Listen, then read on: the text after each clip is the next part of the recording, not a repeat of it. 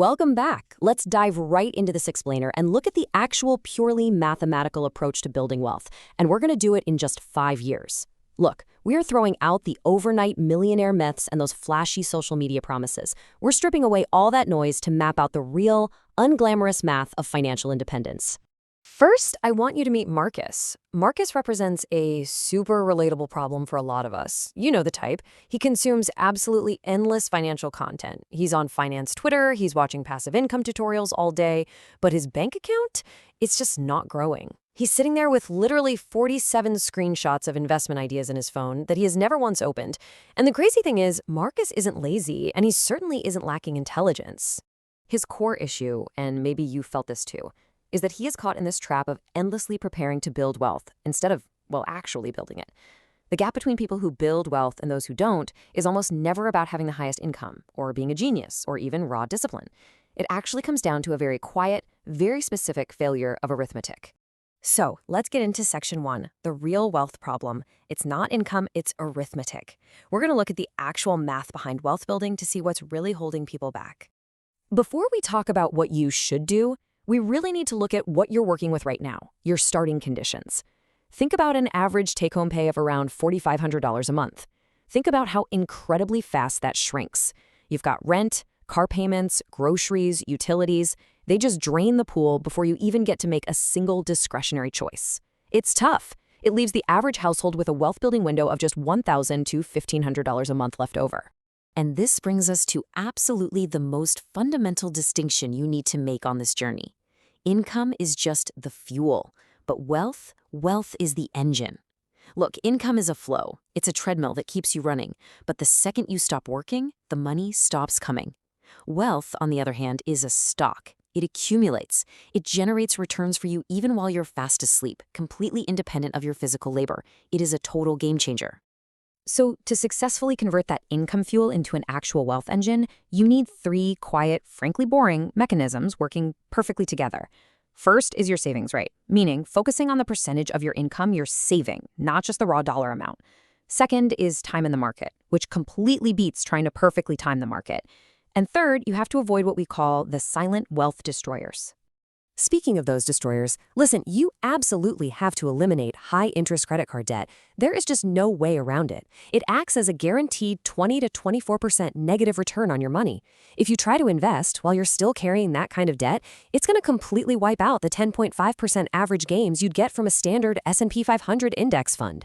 Seriously, paying off that high-interest debt isn't just playing it safe. It is literally an investment with a guaranteed 20% return.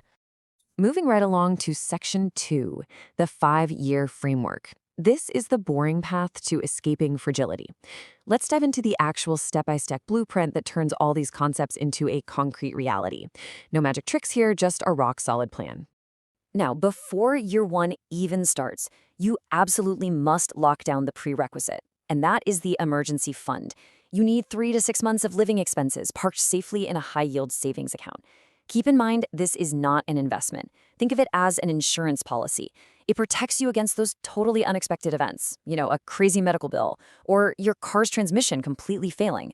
Without this shield, those emergencies would force you to liquidate your actual investments at the absolute worst possible time. So here is the entire journey mapped out at a glance. We're moving from building foundational habits all the way to reaching a fundamentally transformed financial position by year 5.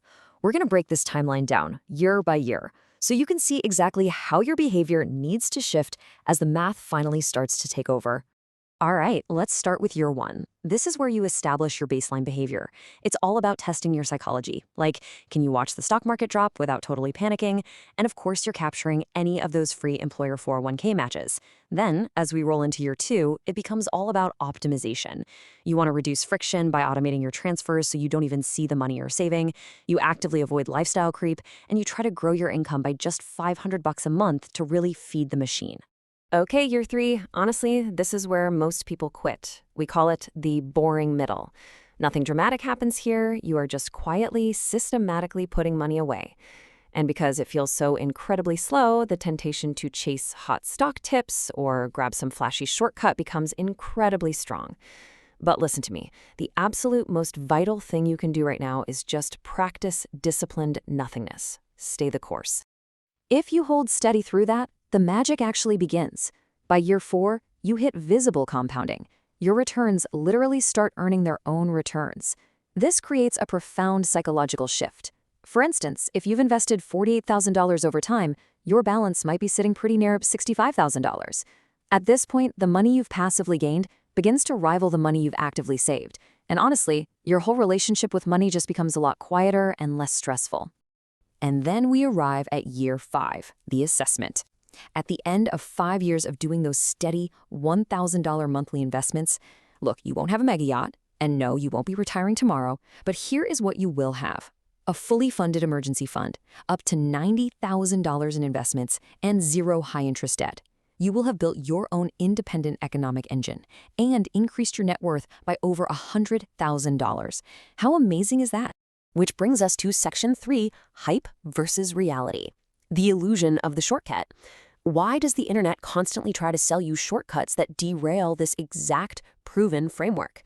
It's time we separate the viral hype from the mathematical reality. The real problem here is survivorship bias. Think about it. You only ever see viral videos from the tiny fraction of day traders who actually won the lottery, right? What the algorithm masks is the statistical reality that up to 80% of active traders simply lose money over any meaningful time horizon. They aren't exactly making videos about losing their life savings, so all you see online is the anomaly, not the rule. We really have to stop conflating complex strategies meant for people who already have massive wealth with the simple, boring fundamentals required for people who are currently trying to build it. If you already have $500,000 invested, sure, tax loss harvesting and alternative assets make total sense.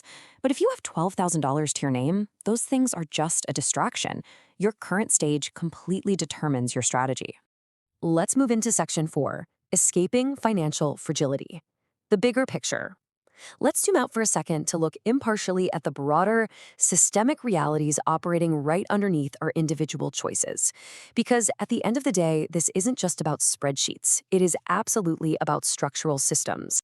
The data clearly shows that the wealth gap has widened structurally. We are looking at an economy where asset ownership compounds automatically for the top 10%, who, by the way, own a massive 67% of total wealth. Meanwhile, the bottom 50% are left holding just 2.5%. Now, this 5-year framework isn't some magical cure for structural inequality, but it is a highly accessible on-ramp to asset ownership in a system where owning assets is basically mandatory for survival. And that brings us to the ultimate, true goal of the 5-year framework, escaping financial fragility. We currently live in a reality where 37% of adults literally cannot even cover a $400 emergency without having to borrow money or sell something. The whole point of all this boring arithmetic isn't so you can go buy luxury cars. It's to build a massive, permanent wall between yourself and that kind of terrifying fragility. Which leaves us with a really important question to ponder. Given just how clear and accessible this unglamorous math is, why do the people who actually successfully execute it remain such a small minority? Is it a modern preference for complexity over simplicity? Maybe a struggle with delayed gratification? Or is it just the crushing weight of the system itself? Honestly, it's likely a mix of all three. But the math is waiting for you whenever you decide it's time to stop endlessly preparing and start actually building.